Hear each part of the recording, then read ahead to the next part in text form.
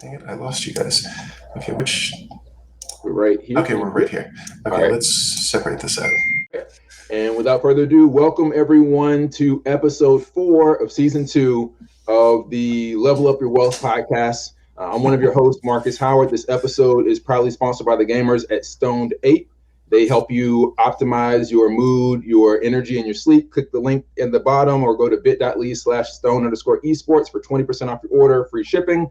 And we're here to talk about basically all emerging tech. Before we get into that, Mario, please introduce yourself. Yep. So Mario Payne in beautiful Jacksonville, Florida, of course, certified financial planner and a gamer. Happy because the market's trying to go back up. We'll see what happens, but definitely happy to have Rafael with us. So Rafael, please introduce yourself. Sure. Hi, I'm Rafael Brown. I'm a professional game developer, game designer, technologist, and I love to talk and blog about games and tech and trying to make sense of where we came from and where we're going to. Excellent. So before we get into the weeds here, we've got a 1v1 match. Again, for those of you who are regulars on the show, you know that you have a chance at the very beginning to vote on or bet on Mario or our guest, Rafael. Whichever one of you picks the winner, we'll select one of those individuals and you win a free digital copy of Mario's book and my book. So without further ado, we're kicking right into the match. Get your bets ready, place those bets and your votes in the comments now, and we'll get this kicked off. Rafael, it's first to 10 points, just standard rock, paper, scissors. Okay. All right, cool. So the first is drawn out. You can't see what I'm doing, Rafael, though. So you gotta. Okay. Yes. So when we do this, you can actually correlate this when it comes to investing as well, right? So people look at, I lost. Oh, okay. So people look at it's called trend investing, right? So a lot of times people look at trends in the market, but the way that you play rock, scissors, paper is I can identify from an investment standpoint if you're aggressive, if you're conservative, if you're moderate. So it'll be interesting as I rack up these points. Oh, okay. Spoke too soon. Then also when you're on a losing streak, you can also see as you're losing, are you more aggressive, less aggressive, vice versa. If you're on a losing streak, we're drawing right now. So I think we're just positive. Okay, here we go. All right. While they're playing, if you're tuning in live, thank you for joining us. Feel free to let us know in the chat where you're tuning in from. And if you have questions for Mario or Rafael, feel free to share those in the comments now. Okay. All right, here. What are we doing? Okay, back. We're back. Okay. If you want to check out this game too as well, all you have to do is go to rps.gg. It's a free-to-play game. Hey. Okay, match point, baby. Match point. Oh, okay. Not so much. Yes. And the winner. That's fun. I've never played speed rock, paper, scissors. Never. So Rafael, so I see you did not, as I look at the trends, you did not pick a lot of paper. So it's probably pretty safe to say from an investment standpoint, you're probably more on the aggressive side. Am I right about that? Interesting. So I don't know the methodology behind that, but I would say that I tend to try to find things that I think that I know will grow quickly based on my technology understanding of them. Okay. So rocks as a paper, like a person as a paper, that's kind of more, that's more kind of conservative, right? Think about paper as flat, it's just conservative. Scissors, you're kind of in the middle, right? Because yes, you're going to cut something, but at the same time, you can be crushed. So that's more like moderate. But then a rock is just aggressive, right? It's just, I'm just going to just smash. But then of course, if I invest, if I smash, the market goes down, I'm not covered, like paper's covered me, so I'm going to lose more being a rock. So typically, rocks as a paper, the more aggressive individuals are people that are more rocks or scissor oriented. Person who's more conservative, they're more on the paper side. And just kind of from a trend standpoint, you picked a lot more rock and scissors than you did paper. So yeah. Interesting. Yeah. So I would say, just from a game design perspective, in the rock, paper, scissors back and forth, what I was trying to do was go, okay, based on the move that I made, what is he going to choose in the next move? And I've been relatively good at that in a quick thing back and forth, but I was starting to lose track in the, like trying to do it quickly to keep going because we're live. But I would say, just like from a purely psychological perspective, I could definitely see kind of improving this, but for that, it isn't very much like conservative or aggressive. It's more going, we have three choices. What choice is he going to do? What choice did I do? And can I predict the choice that he's going to make based on him knowing my choice and my knowing his choice? And the meta for that then is basically going, okay, can I keep track of the choice that you and I both made last time, because we're basing our knowledge on that for the next one? So can I modify that and basically build the model? Like, what I was trying to do is build a model in my head to have a sense of what your predictions were, which obviously didn't work because you won. You should have been a hockey player. Wayne Gretzky said he always followed the puck 2 moves before he got the puck. So so he knows where the puck is going to go 2 times, and that's why he was always in the right spot. So, and that's why you are a gamer, a game developer, because only gamers think about the next moves. Most people think about the moves, but gamers think 2, 3, 4 steps ahead. So let us know what you do for a living as you talk about building the models from a gaming standpoint. Yeah, well, and chess, you've always got to think 3 moves ahead. So yeah, I mean, I'm a game developer, game designer. I started professional game development back in the mid. I think that I came from a generation where you couldn't go to school for that. Where I was definitely not one of the first Black game developers. That goes back to the 70s. But I was part of a generation of game developers where you had to find it if you were going to go in, and you had to train yourself. And so, like, what that really came down to was that I started playing Dungeons and Dragons as a kid in the Seattle area, and my mom got me the Red Book because she saw me playing it at summer camp and was like, okay, we want him to be creative. And I went heavily, like, I always liked board games and card games. There was always this kind of mixture of like math and science, and Dungeons and Dragons was interesting because I've always had a literary and creative writing side, and I immediately realized there's world building here, that you make something, and you do it also as storytelling. I'll be frank. One thing that's always influenced me as a game developer is storytelling, but it's not like, I'm going to go off and write a novel. You want to do that? Great, go write a novel. When I was little, one of my father's friends, my father was a music professor, was a Ghanaian master drummer. And he would tell stories of Anansi the spider, and I loved his stories.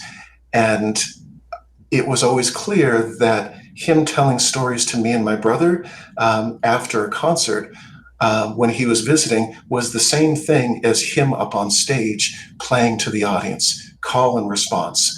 That world building was the thing that he made in his head, but it was transferred over to us, and it was all the pieces together. And so I saw the same thing in the in the Ghanaian folktales that he would tell me, and then going and visiting, and realizing that, like, his wife had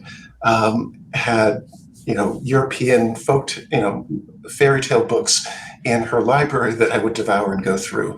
It was the same thing as world mythology. It was the same thing as like reading Tolkien or Lovecraft. And so that's always influenced me.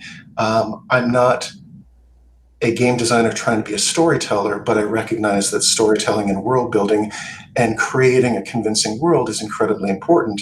And so I started doing that just with my voice because I saw Obo Ade do that when I was little. And then I realized, then you go and you build that on the computer, and it does the dice for you. It does the Dungeons and Dragons dice, and it makes the world. And then I sat down and figured out those pieces. But all of us in that generation, we figured it out. The art, the design, the programming, you had to put it together yourself because there was nobody to teach you.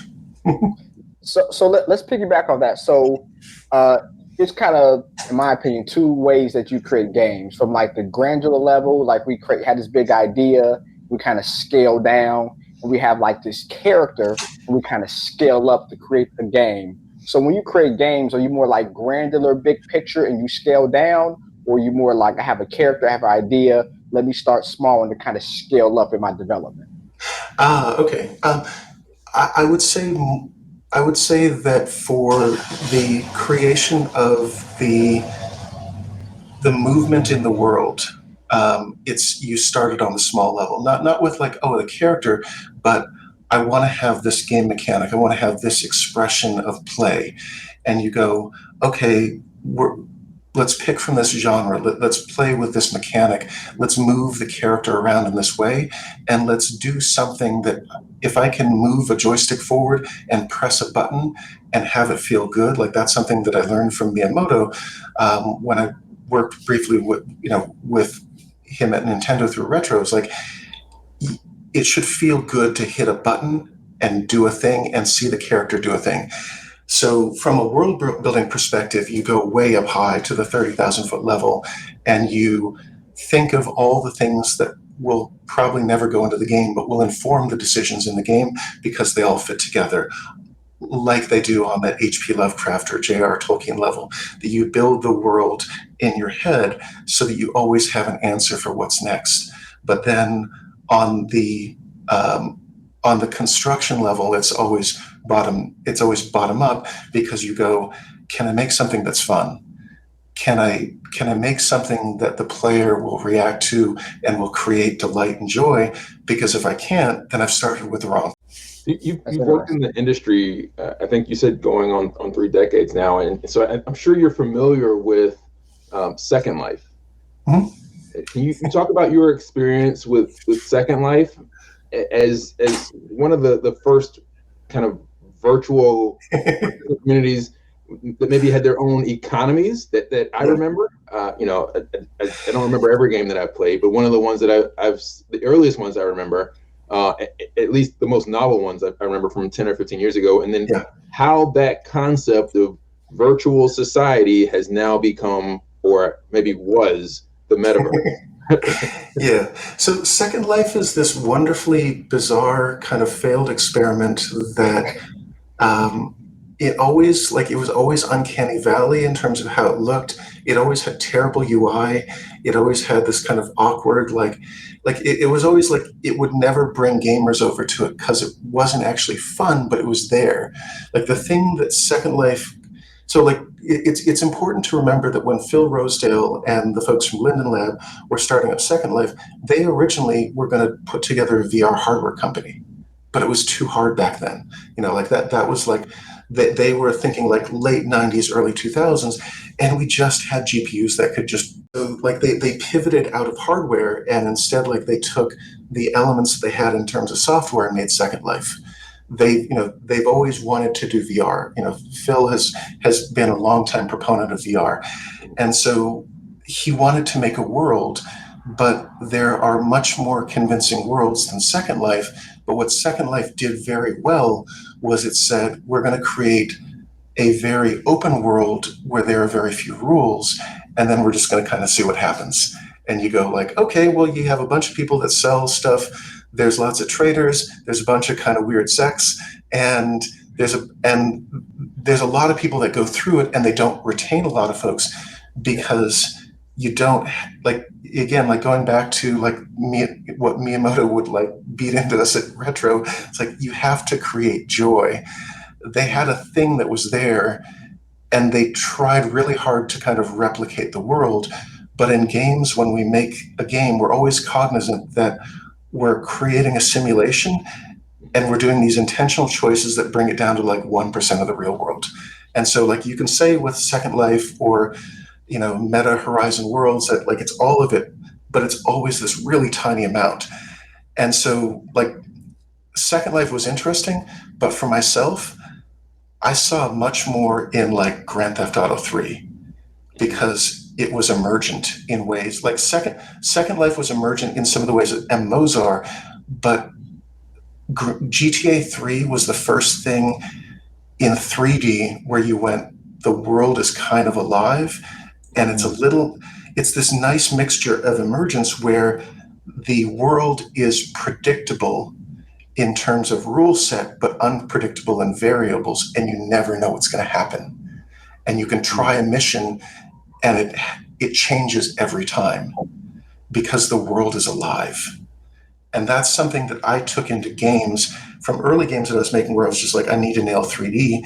I looked at GTA and was like, okay, now we need to make worlds that feel alive because they feel unpredictable. And Second Life always felt sterile to me, to be honest. Like I want to make things where you want to explore the world, where the people are interesting, but where the world is doing things. You're right. It did feel half-baked, like they were not quite ready to launch, like almost pre-alpha. Yeah, and it always was like that. You know, like they've over the last 20 years, they've churned through. I believe the last numbers that I saw were 73 million people. They still have 73 million unique accounts created. They still have somewhere around 750,000 to 1 million monthly active users. It's not bad for a thing that's got some age on it. Like them and like RuneScape, they've been around for ages. RuneScape started, I think, in 2001. Second Life 2002 or 2003. They've got some age on them, and they've tried to grow, but they're always going to be that kind of niche thing, because someone will need to come along, take some of the ideas of what they did and do it better. Man, you think about, well, first off, Half-Baked, one of the greatest movies of all time. F.U. Simple. Great movie, Chappelle. Great movie. You're right. That's a classic. But 73 million users, like I'm thinking with my business hat, because I do for a living, right? Like so many users over time, if they found a way to just engage more, have people stay on a platform, and they just all went through, they lost them. So here's a few numbers. Fortnite at this point is it's got around 500 million unique accounts, but by comparison, and is the biggest game in the world. I mean, Fortnite cleared $6 billion in revenue last year. It is the single biggest game in the world. Fortnite has an engagement that is heavily on console, and then PC, and then mobile.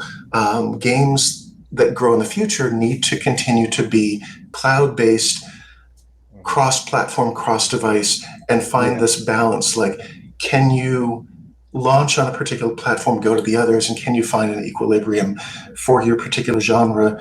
Genshin Impact is largest on mobile. Fortnite is largest on PlayStation.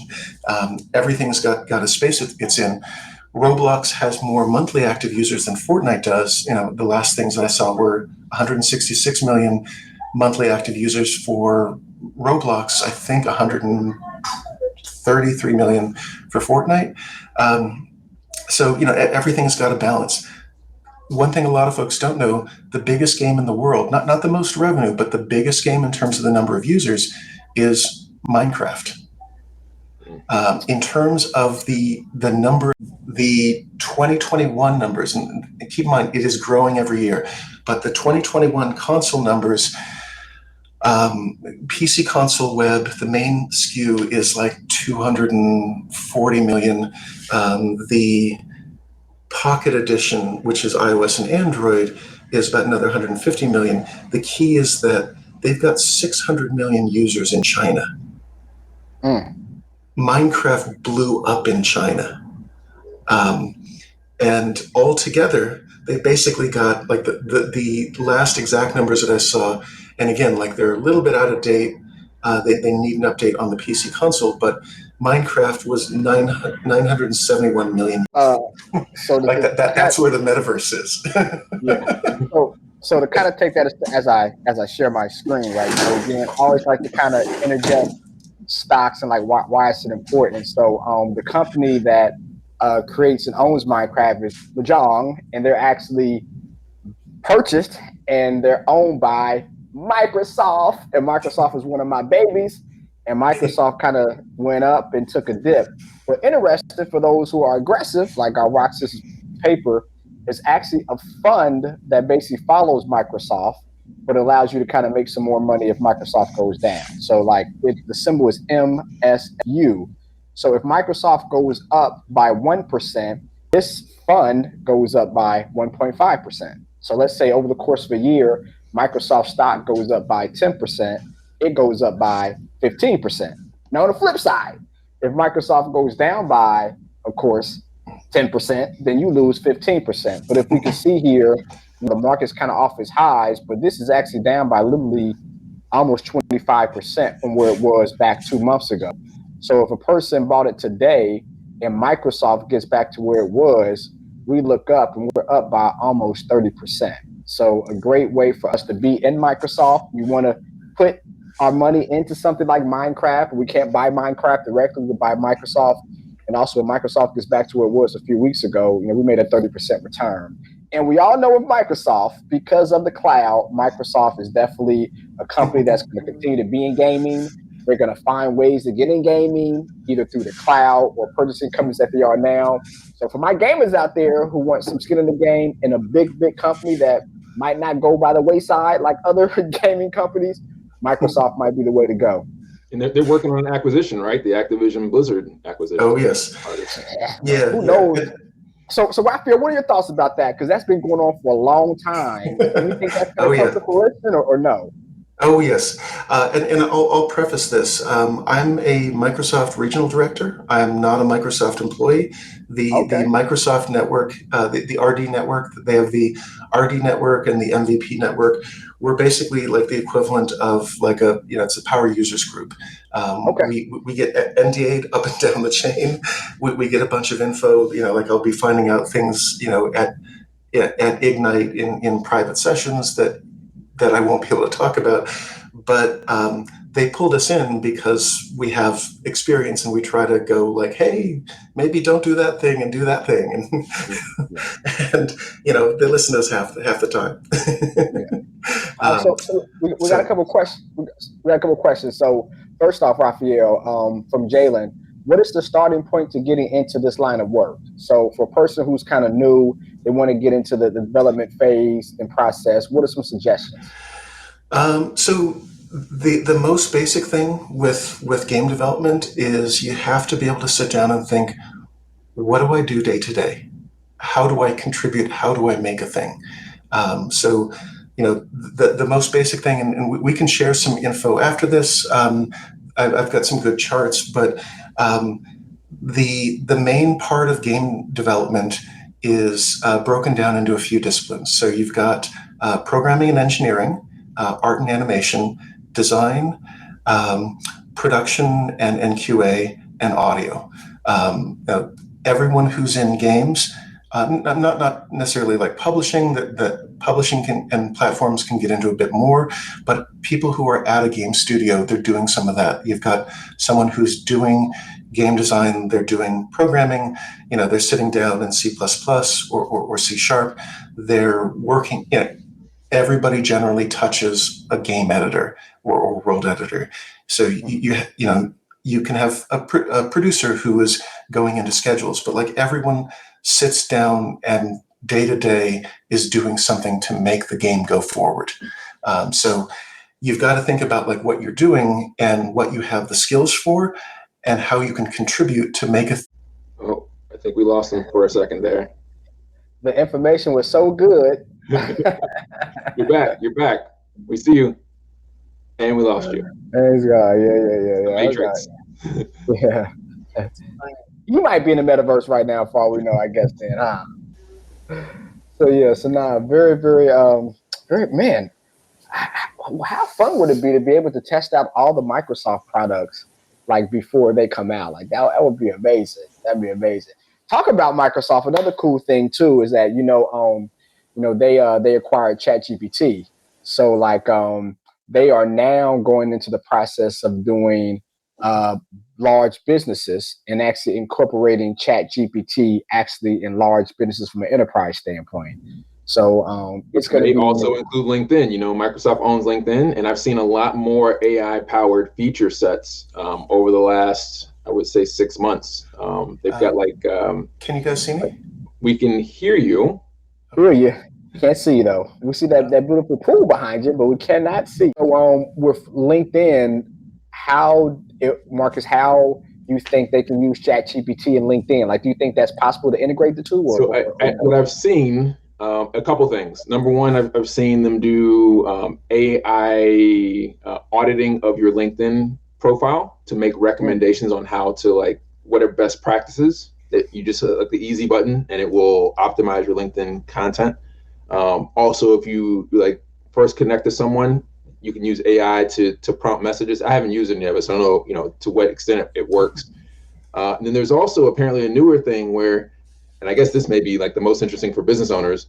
If you go into their advertising network where you would normally like design ads, they've implemented some version, I guess, of ChatGPT where it will audit your community, the content you've posted on your business channel, and then basically you tell it like one sentence of what you want the ad to be, and I think it designs the rest of it within like 5 minutes. Wow. Interesting. I've not seen it in action, but I see a couple folks in the gaming space talking about it. Wow. I've seen tools like AI tools that are starting to filter into art, which is interesting but problematic. I would say it's also starting to get into things like GitHub. I think the main thing is using AI as an assistant, and not assuming that it should extend what you're doing, but not replace what you're doing. You've got to check it for everything. It's sort of like having a really smart 8-year-old, and you go, "Well, you came up with something. Now let me correct half of that." So let's get to that, Rafael, because it's two sides of the story. Like I use AI on a daily basis between like the content that we do for my practice. We actually automate from our investment philosophies. So I love AI, but then the flip side is like AI is going to take over jobs. Like, what is your feelings about AI? How can it be beneficial, and what are some of the horrors or the not so good things about AI that might not take away jobs but kind of hurt us in the future? I think that it's important to understand what it can do and how much it can do, what its strengths and weaknesses are, and to not try to use it to replace the human element. Like, again, it's about extending. So like I was reading a really good article in the Washington Post, which I actually need to post on LinkedIn, about the medical field and using AI and how hospital administrators are really enamored with it. And a lot of the folks are concerned because on the one hand, AI analytics can absolutely do processing of large chunks of data and go, "Oh, you should check on this patient." But in terms of diagnoses, it can often be wrong. So like when it's analyzing like who you should check on, it might be very helpful. But if you go like have it spit out a diagnosis and then don't check that diagnosis, what medical professionals are stressing is the AI is not, it's only taking into account what's fed into it. And we as humans, we perceive much more. So it can handle larger amounts of data than we can, but we handle things with soft skills that it can't even go. Yeah, that's interesting. And then so Michael made a comment, next segment, right? So Michael said, make a game fun, intriguing, interesting that can't be created in the real world but feels familiar. And I guess that's the struggles with Zuckerberg and Metaverse right now. Like, so what is your thought? What is your thoughts about Metaverse? It was a huge fad. I was actually, as we was in the episode on telemarketing a couple of years ago, I was thinking about buying land in not Metaverse, but I think it was Distracto land. I think, but yeah, but I didn't. Luckily, I didn't. But I was like, let me catch this wave before it floods anybody. But like, what are your thoughts about the Metaverse? You think it's something that's actually going to come to fruition? And what are your thoughts about it? So yeah, I think that it will in about 25 to 40 years. Oh gosh. Okay. Yeah. Anytime soon, So, huh? yeah. So people have a tendency to shortcut things and think that things are going to happen faster than they are. What people have to remember is that like the commercial GPU debuted in 1995. And by 2020, we got to the point of where we could have everybody pretty much starting to go into the internet. And in 2020, we had 90% of the developed world finally on the internet and only 50% of the developing world. We still have 2 or 3 waves of parts of the developing world, countries, trying to get to 90% of their population. We still have a lot of work just on the internet, like the metaverse is down the road. The reality is that we got to the point where everybody had a computer in their pocket, a mobile phone that could process 3D quickly for the first time. Never mind, a desktop or a console, but everybody had a computer. Even the weakest Android phone by 2020 could run 3D. And so people got excited about like XR and the metaverse and cyberspace. No, we got to the point where everybody could be on the internet and everybody could run basic 3D. That like the kind of 3D that like me playing like Super Mario 64, where like you can do that now on a phone and maybe even on a calculator or a Samsung smart fridge. And so like the metaverse is down the road. People forget that with XR devices, like I've got a ton of these things here. Like these are great. I love VR, but VR right now is roughly where the Apple Newton and the Palm Pilot were in the 90s. Wow. It's early. It's really early. Like people forget that like cell phones, you can track the basic cell phone from 1990 to 2020 and go, that's a 30-year trajectory. And now cell phones have kind of gotten boring because they're predictable. And yeah, we got, folding phones and flip phones, but cell phones have another 30 years of just being mature. VR has had 6 years of commercial VR so far. Get 6 or 7 years, depending on how you count. True, commercial AR isn't here yet. We need time for this stuff to grow, and we're just excited to like get everybody into 3D on the internet. So there was basically a vast miscalculation that was mostly influencers and investors going like, the metaverse is here, and we're like, no, actually, we just have a more functional internet. Welcome to the internet. Like, it's great that you guys are like discovering things that are kind of vaguely like MMOs and things that have graphics that look like PlayStation 1 games, but we're just trying to get everybody in 3D. We're not ready for people to be owning in property in 3D now, which Second Life also tried to do and crashed from 2006 to 2008. The thing to do right now is just go, let's get everybody using 3D consistently every day. Never mind VR. Like VR's for those of us who are like the astronauts who like go off and do that just a little bit. Let's get everybody actually using 3D on the internet for the next 10 to 15 years. And let's see if in the 2030s we can get more people into VR, and in the 2040s we can get people into AR, and somewhere around the 2040s to the 2050s, we actually can take our physical aging infrastructure of cables and we can 1,000x it over the course of now to then, so that we can have a metaverse that feels like Tron in 2040 to 2050. And hopefully we'll all be alive to still enjoy that.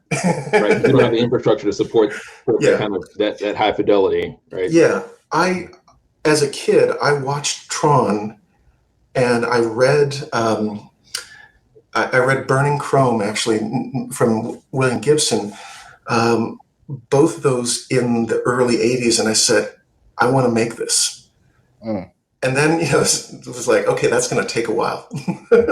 and then in 1992, I read, Snow Crash by Neil Stephenson. We're like, And, shortly after that, I was going into Looking Glass, and we're like making 3D and dreaming about VR. It's a long game. There's a point in 2016 when I was chatting with John Carmack at Oculus Connect, and was like showing him latest demo of some of our tech, and we were catching up because we hadn't seen each other in about 5 years. And I was like, this is what we're doing. And he's like, this is great, but this is going to take a while. It's like VR is, it's a long game. Like it's really cool. I love it too, but it's a long game. And AR is 10 years after VR, and MR is 10 years after AR. Like, do this thing, but also like just do the like PC and console game and mobile games that we know and we love, because that's the thing that's going to make money. VR is not going to make money for a while.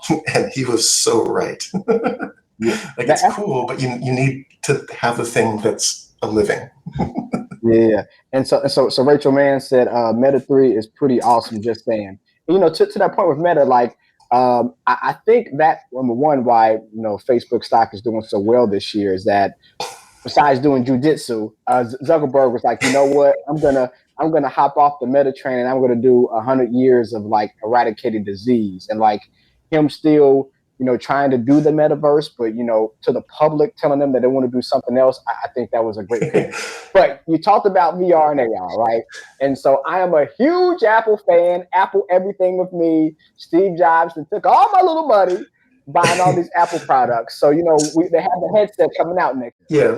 So let's talk about Apple and Meta. So Meta. So I still call them Facebook because I still call Google. I don't call them Alphabet.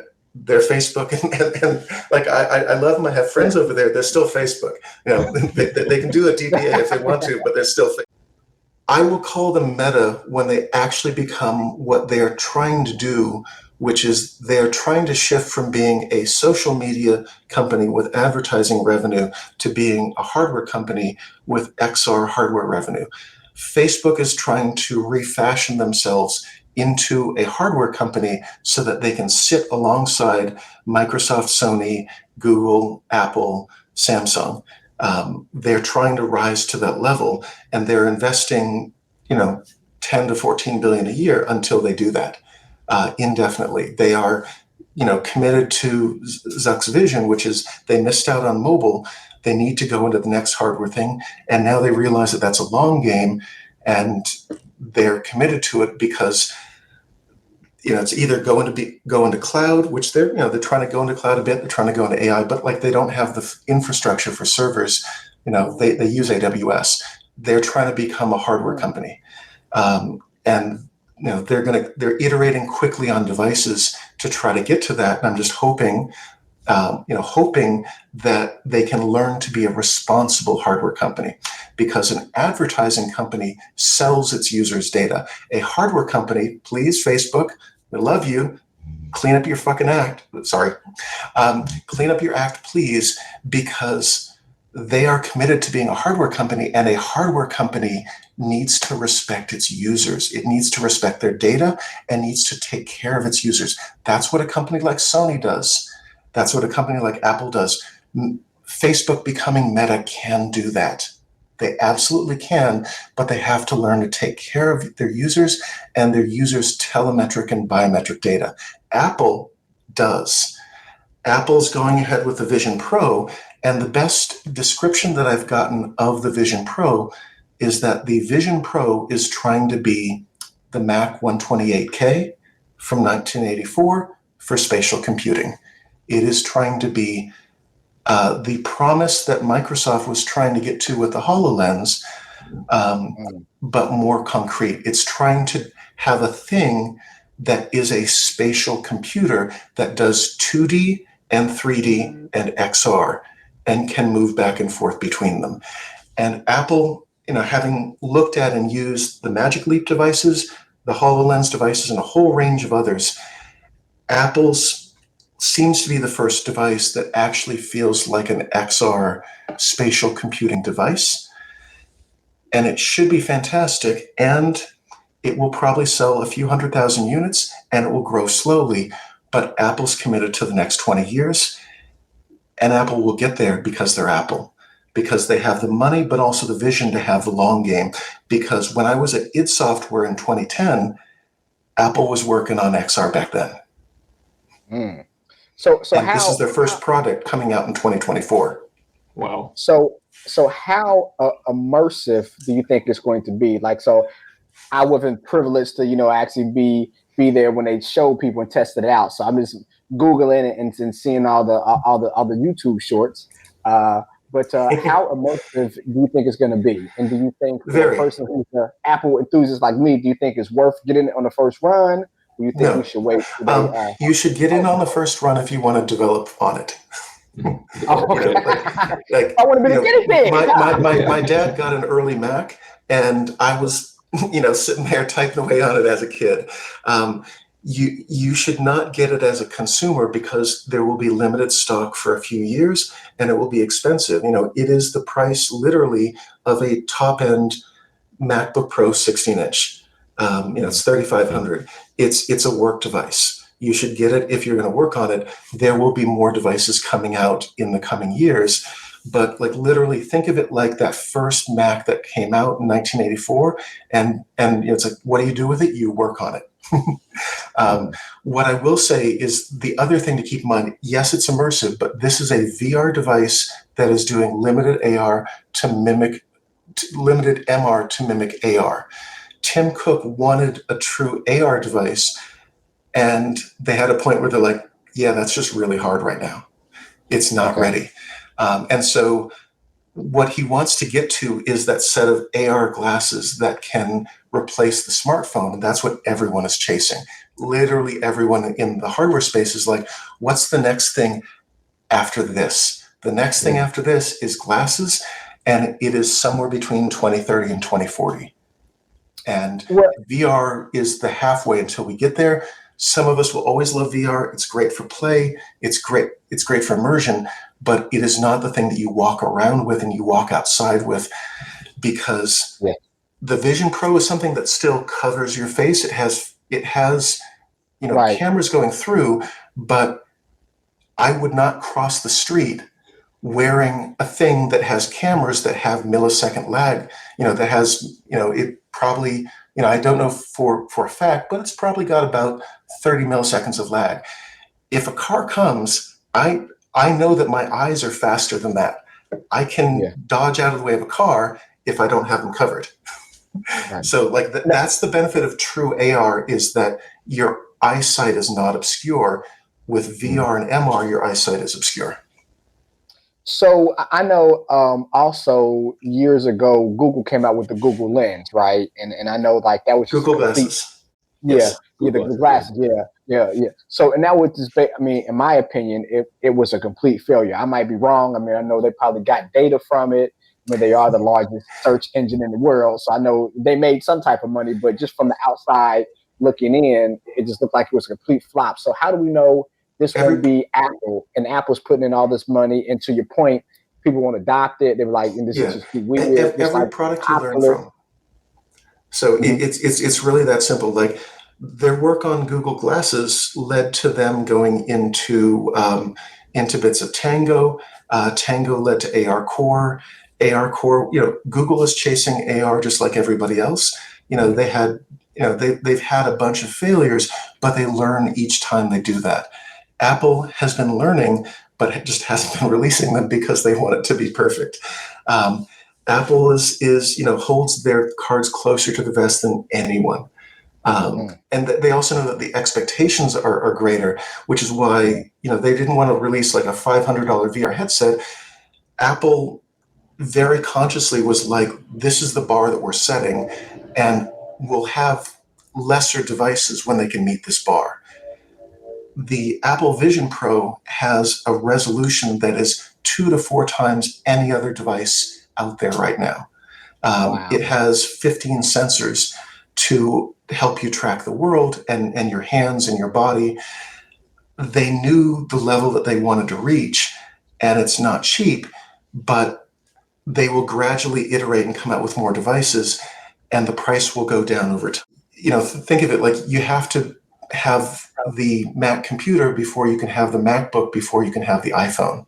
they're trying to do that same thing in terms of devices to get to cheaper spatial computing, because they know that like they need to get to that $400 or $500 device, but they're not going to lose money along the way because they're Apple. Right. Yeah. Another, and Marcus, please stop me. But I'm a techie. I'm a gaming techie, right? So I know another thing. Apple, and I heard rumors that Facebook is trying to do as well, is actually get into the chip manufacturing business. So do you think that this is also a test for them to see? I think they use AMD chips, if I'm not mistaken, or maybe NVIDIA. Either one of those two chips. But I heard that they're also trying to get in that business as well. This is a way to kind of get more data. Are you talking Apple or Meta here? I heard both of them was trying to get. So Apple has been in the chip making business. So remember, Apple used to use Intel. So they used AMD back in the day. They switched to Intel. They were all Intel for a while in their MacBooks, and then when and remember, like Apple bought a core of folks from ARM. They set up their own chip making division when around, I think it was like around the A6 processor. Everything going forward is all Apple internal. All of the Apple chips are designed, are designed by Apple at this. Like people were literally rumoring and guessing that Apple was going to go into XR through the entire last decade. Apple is one of the most intentional companies that I've ever seen, because they knew that they needed to have their own chips running on a computer level, for desktops and laptops. They needed to get to the M series. But before getting to the M series, they had to grow their chip strength through the iPhones and then into the iPads. But when they debuted the M series a few years ago, everyone basically looked at that and said, that's a chip that could go into an XR device. And the Apple Vision Pro is supposed to have both, I think it's the M2 Pro or Max, and then also their new R1 chip, their reality chip that does all the tracking and positioning and all the SLAM stuff. Apple is very intentional. Time of flash LiDAR. The flash LiDAR that they debuted in 2020 was so that they would eventually have it after economies of scale going into the Apple Vision Pro. Like anytime that Apple is putting something into a product, they're trying to see if they can build it up over time, bring the cost down, so that like by the time it gets into the Apple Vision Pro, it's been in a few hundred million iPhones. Okay. They're very smart about this. So you talk about Intel, right? So I guess when you go against Apple, or Apple dumps you, your stock dumps as well. And as we can see now, of course, the market went down by 35%, but over the same time frame, Intel went down by more. They went down by almost double the market, and it has recovered a little bit, just a little bit. We should talk about it, NVIDIA in contrast to Intel. Well, let's pull that up then, because I look like a genius with NVIDIA late last year when I put clients in. So the growth from 2015, look at that, almost 20,000%, which is crazy. Yep. But just recently though, right? So we'll kind of take this out, because who knows that, right? But as we can see, we kind of stretched this out for this year. And to the point, NVIDIA has been the rock star of all rock stars, right? So you think about from January to today, it's up by basically 250%. Mm-hmm. The market's up about 12%. So it's basically doing 20x, 20 times the stock market this year. So yes. So to your point, Rafael, so if Apple does what they are doing from a chip standpoint, do you think they're going to have a run up like NVIDIA? Yeah, so I think, never bet against Apple. So Apple has, I think that in the short term, XR is going to take a little while to take off, but I think that they have so much technology built up around it and supporting it that they're going to continue to stay ahead of folks. Folks like Samsung have been in XR for a long time as well, but a lot of them are going to be chasing Apple because Apple is just better at setting vision and then going to that. and executing on that. And so, whether it's Meta or Samsung or Huawei, a whole host of other folks are absolutely going to be chasing after Apple, because the Apple devices, like even over in China, I've talked to XR folks, and they all want to know when the Apple Vision Pro is coming over there. Even though the units are going to be small, everyone knows that it's a bar setting device, and that it has almost historic hardware inside of it. Wow. And now, Michael has a great point. So he said, Michael said, Tesla's Dojo AI system built their chip system from scratch. It's the largest AI company in the world, even though they make cars. But to that point, he also said, which is my question, OpenAI is looking at creating their own AI chips. Now, I know ChatGPT has been great, but then also it's falsehoods in ChatGPT. So do you think that they can actually kind of OpenAI can actually get into that realm, or you think that's a pipe dream? So I think that OpenAI is trying to find someone that they can purchase that's not too expensive. Keep in mind that OpenAI has $1 billion from Microsoft in 2019, and then a $10 billion investment. So they've got some money to play around with. They have massive server costs. Their server costs are incredible. I don't. A question then. But if, and correct me if I'm wrong, but if they're now almost owned by Microsoft, why wouldn't they just shift everything to the cloud and not have to be on servers? So everything OpenAI runs on Azure, and it's all running on NVIDIA A100s and H100s on Azure. OpenAI at this point is locked through their relationship. Microsoft, they set up a investor relationship that's almost like a game publisher. Like Microsoft basically gave them a massive advance. If OpenAI pays back that advance, OpenAI gets their IP back. So think of it like giving equity, but through paying back the initial advance and a larger chunk. OpenAI eventually will retain all of their IP, all of their equity, and will remain independent. It's actually a fairly unprecedented deal, but Microsoft will make off like a bandit in terms of profit from it, having read through parts of that deal when that was set up. OpenAI is a software company. I don't believe that they have, my personal opinion, I don't believe that they have any ability to actually make chips. I think that they're too small to buy someone. They would need to buy someone like ARM. ARM was worth more than them. They can't buy ARM or NVIDIA. I think that what will end up happening is that Microsoft may possibly be working on their own AI chips, which they may possibly be announcing at Ignite, which has been rumored for next month. Microsoft with Azure, Google with G Cloud, Amazon with AWS, they all use NVIDIA. Google and Amazon have their own AI chips. Microsoft will have their own AI chips. OpenAI will most likely use Microsoft's chips, and they will use a mixture and Microsoft chips. The real unknown factor is, can AMD get their act together and continue to get into the space? AMD, like ARM, they bet on embedded and mobile chips, and which will eventually be needed for robotics and drones and AV and things like that. But NVIDIA bet on cloud, and that's where the AI advances are right now. It's all cloud AI.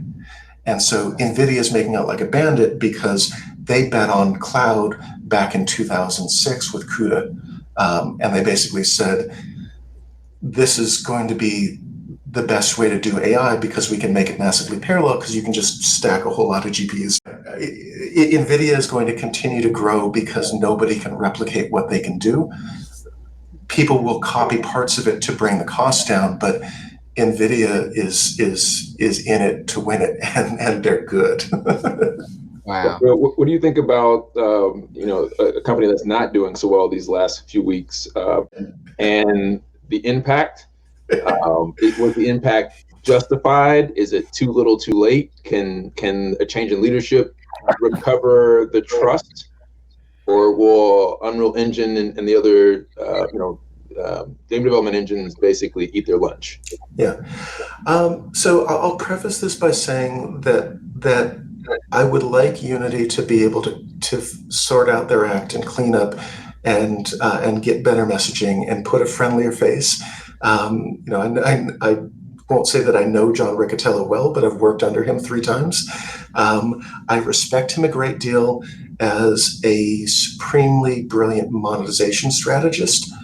He showed that at EA on 2 different runs. He showed that at Elevation Partners VGH, which doubled their money by selling to EA when he became the CEO of EA and bought his own company.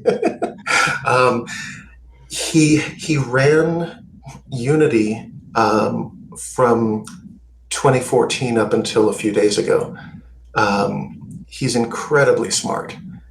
He's not necessarily the nicest person, especially for consumers.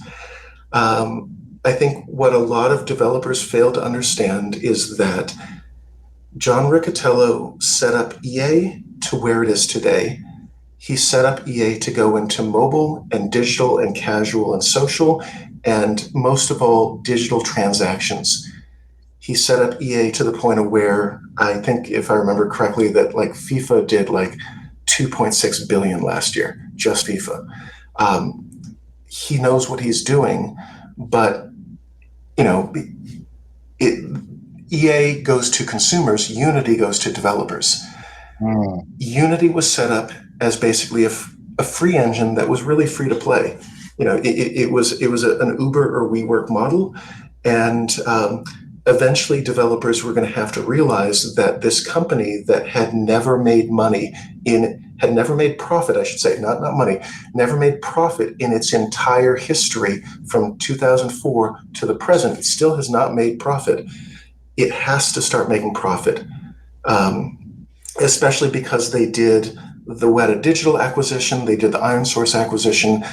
They doubled, they lost about $3 billion from 2004 to 2020. They went public September 2020. They lost another 2.6 billion from September 2020 to September 2023. They really need to start making money. They can message it, they can massage it however they want to. They have to make money, and they spent a long time chasing a lot of small users, opening up a big tent saying, everybody come in, and now they need to make money off of everybody who's in there. And that's going to be the bitter pill that every Unity developer has to swallow, which is that the free ride is over, the free money is over.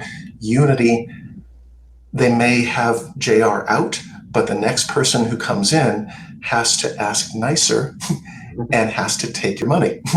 Because, the old adage of like, if you are not paying for it, you are the product. Unity developers, you are the product. Yeah. Same as Uber, same as WeWork. You are the product until you start paying them. Yeah, and then as you're talking, as we can see the drop of Unity from December 21, I mean, it was trying to creep back up. Come July, I mean, it was down a whopping 80%. But then when the announcement was made, we looked here a few months later, and the games that had made it lost, and now it's down another 41, almost 40%. So as an investor, if it just gets back a little bit though, 40% down is 80% up. So you can only go up from here. If it gets back up to $50 a share, it's gonna be a lot of happy people. So do you think that they're gonna recover? I mean, so yes, they need to make a profit. But I think that they can. So here's what Unity, from my personal perspective, what Unity needs to do. So that they've cut some staff. They probably cut a little too much. They cut, at least as I was told, they cut their internal content, meaning their games. Unity needs to take a page from Epic. It takes some time. You have to have internal development. It makes you a better engine company because you get feature requests from your developers who go, I need this thing, and I found an edge case and there's a bug here. you need to eat your own dog food. You need to know what you're making. You can't just have an engine. You have to have an intimate relationship with some developers, but not just to make a better engine. They need their Fortnite. Even if it's not, 5 or 6 billion a year, if they're not making money on a product, great, put money on game developer. You need to get revenue from game developers. You need to get revenue from enterprise developers. But you need to also have another stream, which is put a thing out into the market yourself beyond your engine and start to make money on that. Diversify, get several streams going, put games out and get to the point of where those games have a direct relationship with consumers. So yes, they need to charge a per seat for enterprise, which they're doing now finally, and they should have been doing it 7 years ago. They are finally charging game developers rev share. It needs to not ever be this runtime install nonsense that they had no tech for to completely do it. They were potentially looking at can the AI estimate what the runtime installs are? No. Yes, they had partial tech. They didn't really know what they were doing. They were guessing. Charge developers, make it a fair price. Charge enterprise, make it a fair price. Put out content. Do that consistently for a while, and people will raise your stock price up, Unity, because there's no metaverse, but everybody's going to start using 3D more for a variety of apps. Make a thing where you don't change your terms of service. You don't hide your terms of service. Make yourself trustworthy. Have someone out there who's not calling developers effing idiots in conferences because he's like, why can't I get all these folks to just go over to advertising because I told them to? They need a CEO who has some amount of social empathy. They could probably do, being frank, especially given the fact that they are going into a lawsuit in San Francisco Superior Court in January 2024 around sexual harassment. They could do with a female CEO who can both show that she's going to clean up the act in the office and that she's going to lead them into a new era, and that she is going to be empathetic and listen to the enterprise, to developers, to consumers, and build several different markets together. So I'm not saying they have to, but they could do a lot worse than having a woman who, not to be a figurehead, but who would maybe have better social empathy than John Riccitiello did, because he's brilliant, but he had very little. Yeah, that's interesting. So we have a couple more comments. So Michael actually said he worked for Riccitiello as well. He thinks Unity is going to recover. He said hopefully Unreal and Epic learns from Unity though. He says Epic is also branching out to film production, which I think is smart. Mandolin and new show movies are being created interactively without big sets with Epic Unreal Engine. Think about Netflix movies. So I guess it is some hope. There's some hope, but I'd be careful. That needs to be used more sparingly. Some folks are going too far into it. Ant-Man this past year was a great example of, it was all green screen. It was all sets. I watched it and I was like, yeah, they're just in the middle of a room. It didn't feel real. Literally, not at all. Literally the fact that they were not interacting with things physically. They were not going upstairs or walking around on things. They were just looking around and going there's all this stuff. And I'm like, yeah, you're just on a green screen. I can tell it's not real. So there needs to be a balance back and forth. We still need physical sets. We need physical camera movement. We need to feel that sense of buying into the thing, that the illusion is real.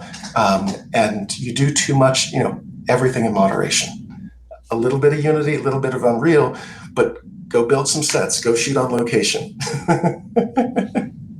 The pandemic is over. Go travel. Take your folks out. Make it look real. Show us the real world also. Yeah. I want to see a setting sun in the next Marvel film. Rafael, you shared a post last week about Neuralink, and I wasn't aware of this. Apparently, animal trials have not gone well. And maybe that's an understatement. If you could shed some light on that and Sure. your concern or thoughts about Neuralink in the future. Yeah. So and for those who don't know, if you'll level set what Neuralink is. Yeah. So Neuralink is trying to be a brain-computer interface company, and they are a good example of, if you just focus on like the software and you don't focus on the fact that we haven't really had good advances in biology for putting metal into people's heads, you end up with, so to be clear, they're not putting metal yet into people's heads, but they are actually asking the FDA to do that. And they were doing some really scary things with monkeys at the UC Davis campus in labs there.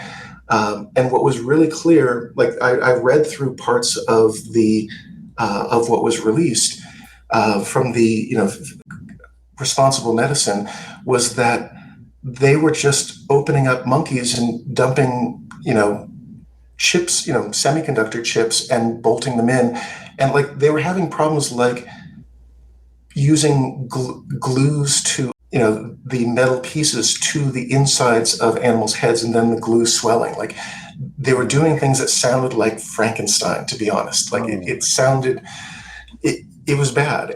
But it was not just that. Like the UC Davis folks were kind of hands off, like, hey, we're observing, we're here. But they would have points where they're like, well, we need to euthanize this monkey. And they're like, well, let's watch it for a little bit longer. It's like, no, this thing is suffering. They were not being. BCI, brain computer interface, is a good example of where, like, you have a thing out here, you learn a little bit, but where BCI works really well and is when you have either a brain computer interface or a spinal cord computer interface that directly interfaces because you do surgery, invasive surgery. Most people don't want to have invasive surgery in order to get augmented. Where like I'd much rather just put on a headset. They are very early because there has been no biological and medical work to make computer pieces that are advancing very quickly fit into human or animal bodies without rejection and without other implications. They missed that whole piece. And until they even start that, like, they're dead in the water.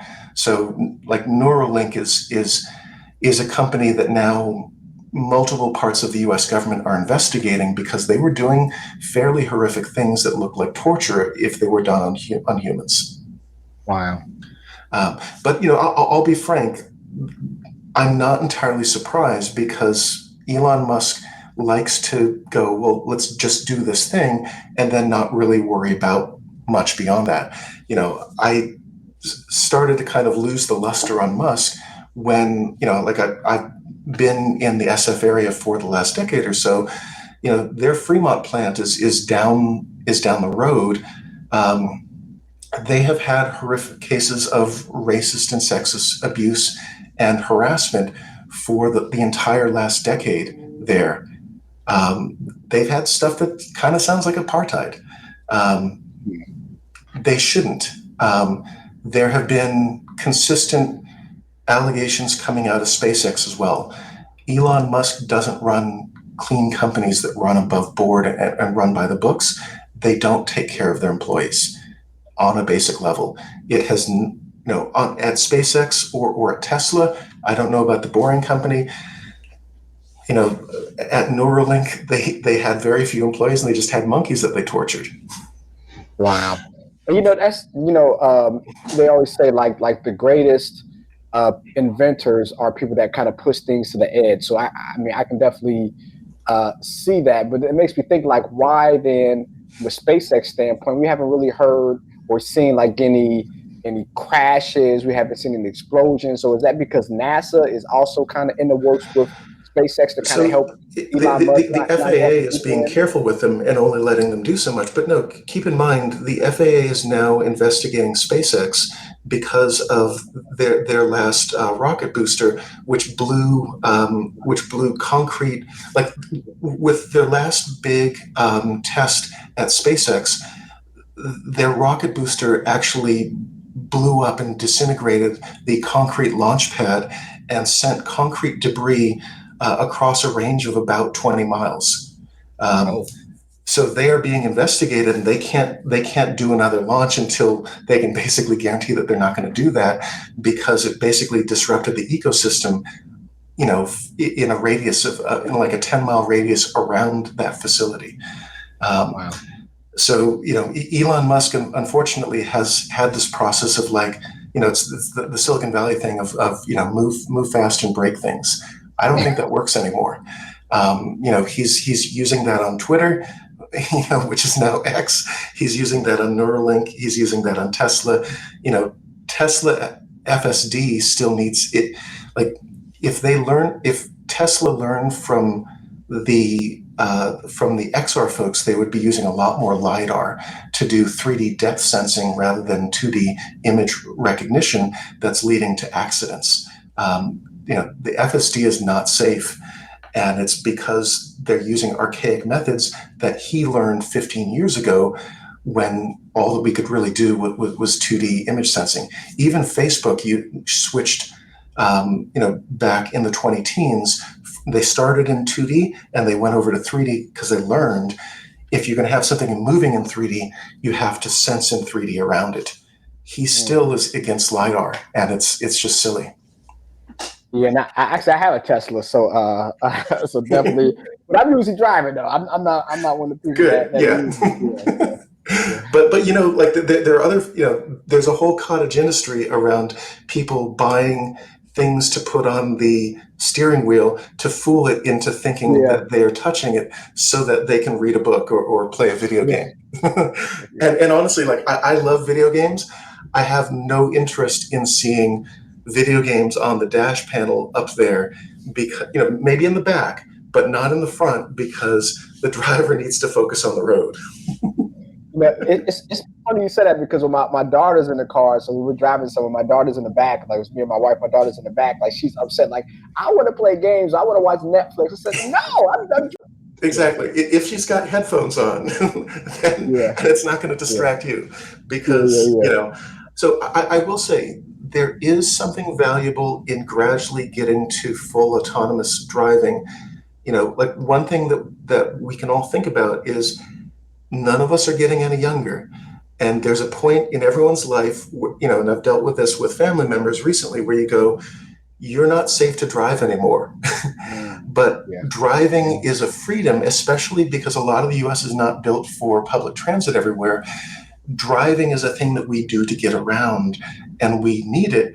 And in many parts of the world, getting a vehicle to the point of where it can actually drive everywhere will be a magical thing, not just for gradually dealing with traffic congestion on highways, but just somewhere around 70s to 80s to 90s, people lose facility, still want to be able to get around.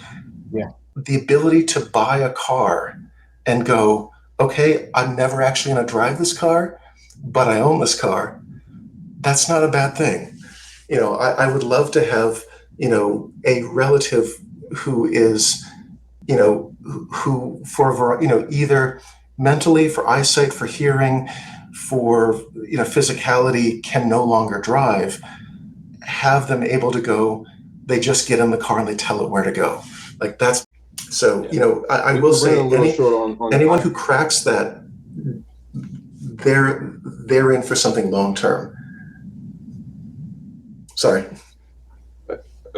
Agreed. But wanted to thank you for your time. We're running closer to the end of the episode. This has been amazing. Wanted to make sure that anybody who has any questions still get a couple of those in. I have one quick question for you about blockchain, and maybe we need to have a completely separate conversation about blockchain.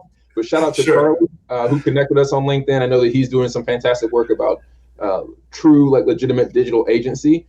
Just some quick thoughts from you of do you think that blockchain is going to create, let's just say, relatively speaking, the same impact on society that the commercial internet has over the last 20 years? It depends on when. So right now or anytime soon? No, absolutely not. Not even vaguely a chance. So as someone who's followed blockchain for a while now, um, it's an interesting technology that is in search of a reason for being, and I think that there's a decent chance that if people who are either using blockchain or distributed ledger can frankly drop the cryptocurrency. And like there's a wonderful gray market gambling space for people to make money or lose money off of that. Just you can go to Las Vegas, you can jump on and play with crypto. But blockchain is an incredibly inefficient thing that people go like, oh no, this particular flavor is more efficient. No, you can have a local variant or a cloud variant that is orders of magnitude faster. Where blockchain may eventually be useful is for connecting up clouds. Cloud is becoming the major part of the internet as, frankly, the web is dying. That's a whole other conversation. There is a space for having cloud and blockchain back and forth, and there are those of us who are interested in figuring that future out. But the reality is that for right now, yes, we're more favorable to have dollars in the US, but there are currency things to fix, but cryptocurrency is not necessarily the thing to do that. I think that the simplest thing is that we need experiments with blockchain that are either small scale or academic to prove out use before people start dumping in speculative ventures. Because I've seen a lot of things that tried to reach too big, and people were like, but it'll be the thing in the metaverse. It's like, no, like look back at ARPANET and Usenet and BitNet. We take concepts from those. Nothing from them actually running persists into now. If someone is investing in blockchain now, what it will be in 5 or 10 or 20 years when it's actually useful, it will not exist. The thing that they invest in now will not exist then. I know that there's this sense of like, well, but the blockchain is forever. No, unless you are running the servers yourself, nothing is forever. The painful reality is that with technology, we're really good at making things obsolete because we find a better way to do it and the old thing gets thrown away.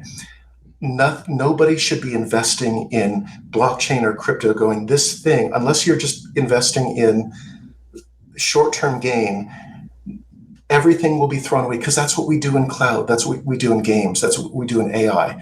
Yeah. We do a thing, we put it out in space, and then we throw it away and we try again, we do it again. Yeah. Games are this entire process of every year or 2 or 3, we're reinventing, and we're not precious.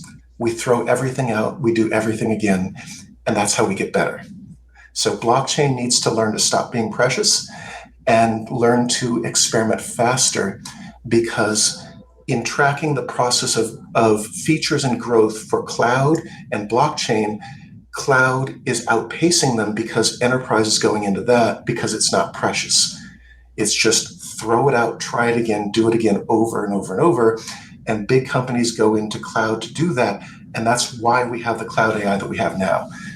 Blockchain needs to find a use, and it needs to do it by stopping gambling and stopping being precious and go, there's a use in here. We're going to go find it. Go.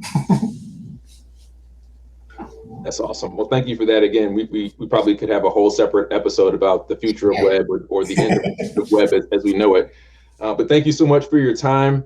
Before we leave, again, if you don't mind telling people where they can find you, support you, anything you have coming up soon. And then also, since we didn't have any votes for that 1v1 match early on in the episode, if you don't mind picking 2 people who had either really interesting questions or comments, we would love to grant them and gift them a copy of our digital books. Sure.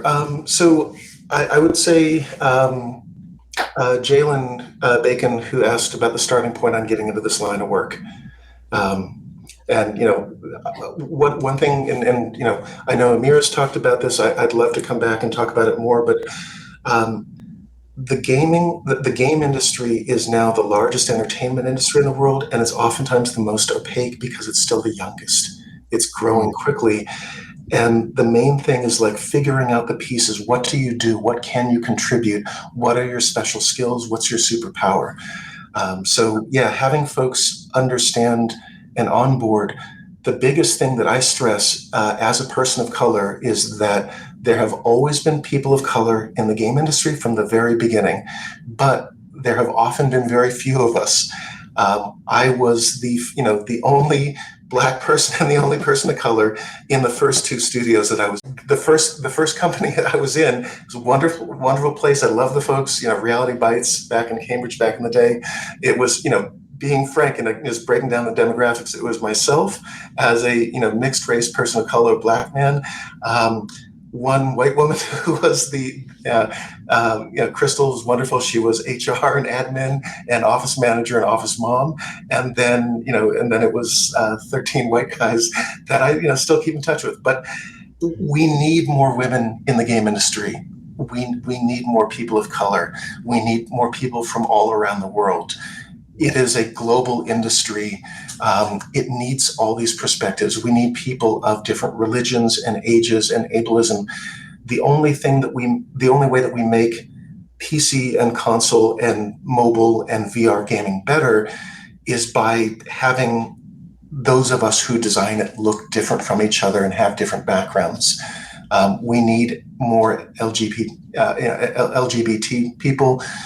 We need people of different religions. We need people of different walks of life. So, I cannot stress enough. Like I don't talk about it, LinkedIn that much. It's mostly, it's like, hey, here's the crazy tech. But from a personal perspective, we need more people who look differently to make better, because like this is the thing I'll leave you with, which is in order to reach all the people beyond the screen who are every shape and color imaginable, you have to have good presentation on the screen because you have good representation behind the screens. You have to have diversity from the makers, from the creators, from the developers in order to have good representation in the product to reach everyone beyond the screen. And if I leave you with any message, it's like, yes, figure out what you can do, figure out what you can contribute, tell people, ask questions. Many of us can help. You can't come in and do nothing. Everyone's got to do something, but find your art, your design, your programming superpowers, your communication powers as a producer to bring people together. But we need everyone. We need more of us who look different to make it better. Thank you. We appreciate that. That's a wonderful note to end on. For those of you who are listening, you can find Rafael Brown and Symbol Zero on LinkedIn. Mario, where can the folks, the family, the people find you and support you? Yeah, either Google me, Mario Payne, Relax Investor. My Instagram, also my Instagram, Painful Profits, PAYNEFUL Profits, because when we make money, it can be painful, but it's still profits though. So yeah. Excellent. And then we'll pick, Mario, if you don't mind, if you pick one more winner from comments so we can get a digital copy. So we talk about women in gaming, so we got to give it to Rachel. Excellent. So congratulations, Jalen and Rachel. We'll get you those digital copies hopefully tomorrow or within the next couple of days. And the next episode will be a week from tomorrow on Thursday, the 19th. We have Hip Hop Gamer joining us to talk about how he's helping drive financial literacy through esports, the work he's doing in the community, and just the importance of hip hop culture to gaming. So thanks again, Rafael, for your time. Thank you, Mario. Thank you all for joining us live. We'll see you again next week. Again, don't forget to click the link in the bottom or type that in bit.ly/stone_esports. I promise you there are no illegal substances in the supplement. But I'm going to go take 2 of these dreams here, get the best night of sleep that I've had in weeks. So I encourage you, if you're looking for some sleep and restoration support as well, to check that out. Other than that, we will see you next week to help you learn how to level up your wealth. Thanks for your time. We'll see you soon.